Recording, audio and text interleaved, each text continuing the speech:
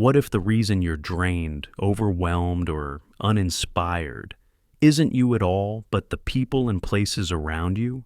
In this video, you'll learn how to detox your life, emotionally, mentally, and physically, by saying no without guilt, cutting toxic ties, and creating spaces where you can truly thrive. And what you'll see through the story of Meraj will prove it's not your motivation that's broken, it's your environment. Today, we're diving deep into the powerful practice of detoxing your life, clearing space not just for fresh growth, but also for deeper learning, restored energy, and a more intentional way of living.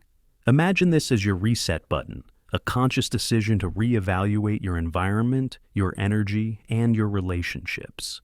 We have 3 core goals for this session. First, we'll master the delicate yet powerful art of saying no, especially for creatives, entrepreneurs, and service-oriented individuals.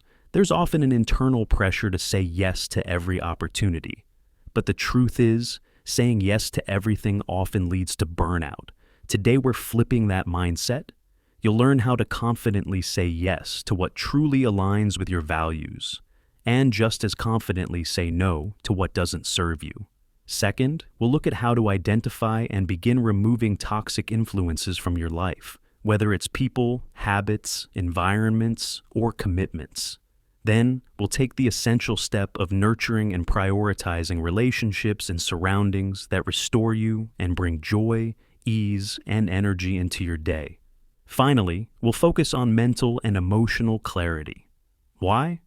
Because true confidence, creativity, and connection flow most easily when your internal world is clear, centered, and focused. When your mind is uncluttered, you become magnetic to the opportunities and people that are aligned with your highest potential. Here are your 2 questions for today. How do you believe people see you when they first meet you? How do you want to be seen? Let's explore a powerful truth. Connection isn't a luxury. It's a biological necessity. Relationships impact our emotional well-being, our physical health, and even our cognitive abilities. You might already know that connection matters, but what you might not realize is how deeply it shapes every part of our lives. Let's illustrate this with a real-life story. Meet Gazala.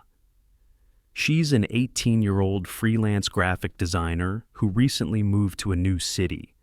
Her business was thriving. She had great clients and projects she was passionate about. On paper, she was doing everything right. But something felt off. She was constantly tired. She lacked motivation. Her creativity felt blocked. Gazala brushed it off as normal stress. But as the weeks went on, she began to realize something deeper was happening. She was lonely. She had gone from a close-knit friend circle in her old city to almost complete isolation. She hadn't made new friends yet, and most of her interactions were through screens and emails. The spark was gone, not just in her work, but in her life. Then, a friend from her old hometown came to visit, cooked meals together, walked the city, and even brainstormed a fun side project.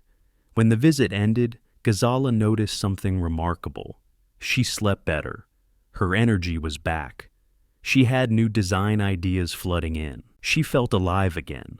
That's not a coincidence. That's human biology at work. Meraj is a 20-year-old video editor who used to work from home in a small apartment in downtown Chicago.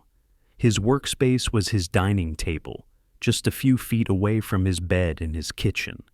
The TV was always on in the background, and there was street noise pouring in through the window. At first, it felt like freedom, no commute, flexibility, cozy vibes. But after a few months, Meraj found himself feeling sluggish, easily distracted, and emotionally overwhelmed. His creativity tanked. He felt anxious every time he sat down to work. His deadlines piled up, and his motivation was nowhere to be found. Thinking he needed better time management, he downloaded new apps and made stricter schedules, but nothing changed. One day he visited a friend who lived in the suburbs. That friend had a dedicated home office with natural light, bookshelves, plants, and no clutter. Meraj brought his laptop and spent a few hours working there. To his surprise, he edited 2 videos, tasks that usually took him an entire day. He felt focused, calm, energized. That moment was a turning point. Meraj realized the problem wasn't him. It was his environment. He didn't need better discipline. He needed a thrive zone. So he rearranged his apartment. He invested in noise-canceling headphones, a standing desk, soft lighting, and even created a tiny creative corner with artwork and plants. Within a few weeks, his productivity skyrocketed, and more importantly, he felt like himself again. The 3 environmental zones, what they really mean. Let's revisit the zones from a more emotional and practical lens. 1. Thrive zones. These are places where your nervous system can relax. Your senses aren't overloaded. You feel safe, inspired, present. This could be a cozy coffee shop, a reading nook, a local trail, or a room filled with sunlight and music you love. Time expands in thrive zones. You lose yourself in the work or joy. 2. Neutral zones. These are hit or miss spaces. They don't necessarily uplift you, but they don't drain you either, unless paired with the wrong people or a bad mood. For example, an office meeting room might feel fine on some days, but tense on others. Or your kitchen might be cozy when you're alone, but stressful when it's crowded. 3. Survive zones. These are high-stimulus, high-stress places where your body is often in fight or flight mode. Crowded malls, harsh fluorescent lighting, messy rooms, chaotic family gatherings. You feel like you're bracing yourself the whole time. If you spend too long here, it leads to emotional fatigue, low-grade anxiety, and eventually burnout. How to say no, even to people you care about. Sometimes avoiding certain people, like family, in-laws, or close friends, isn't an option. They're in your life whether you like it or not. But you can still set healthy boundaries by protecting your energy through clear, kind communication. Let's break it down into a simple structure you can follow, one that works across a range of situations.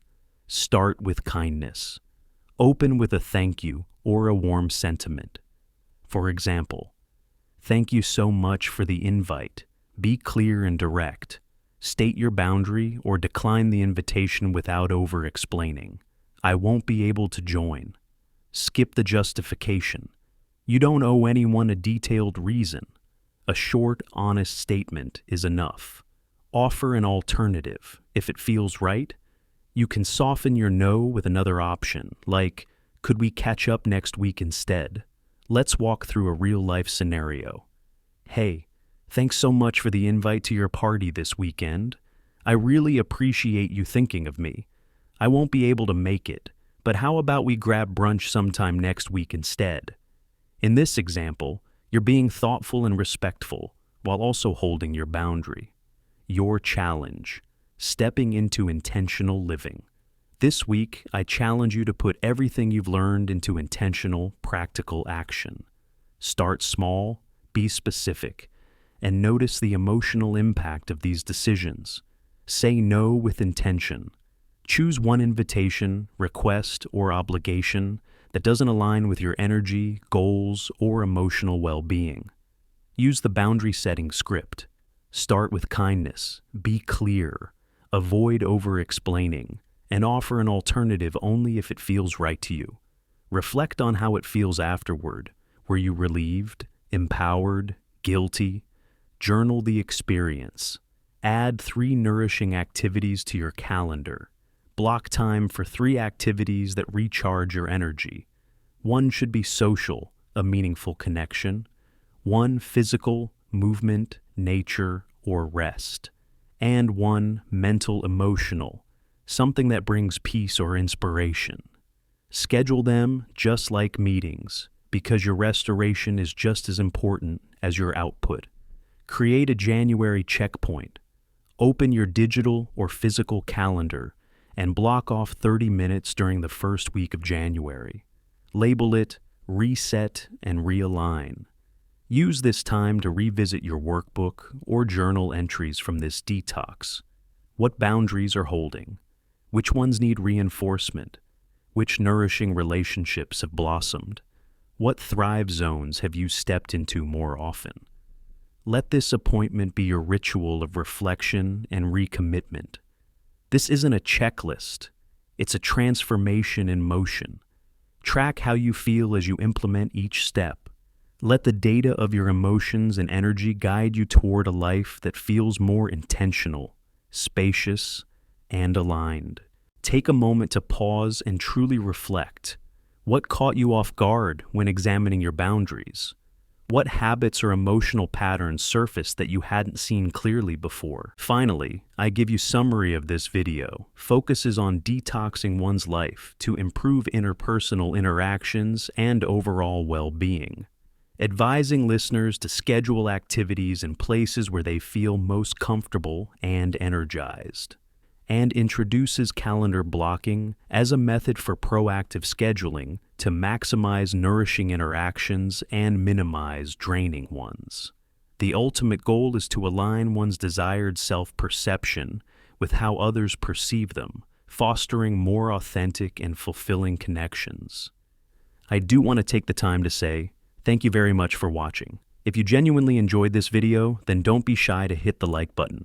Hit the subscribe and hit that notification bell to make sure all your notifications are turned on.